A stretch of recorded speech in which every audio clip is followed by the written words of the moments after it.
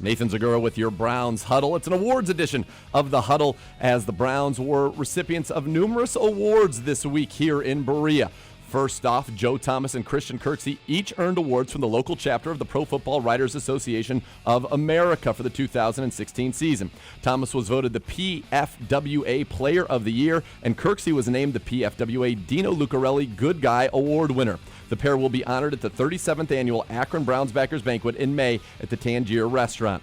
Thomas, who also earned the award in 2014, is the only player in team history to win the award more than once and the only lineman to win since its inception in 2011. The Good Guy Award is given annually to a player for his cooperation with the media and for the way the player carries himself in the community and with his teammates, and Christian Kirksey certainly deserving of that honor.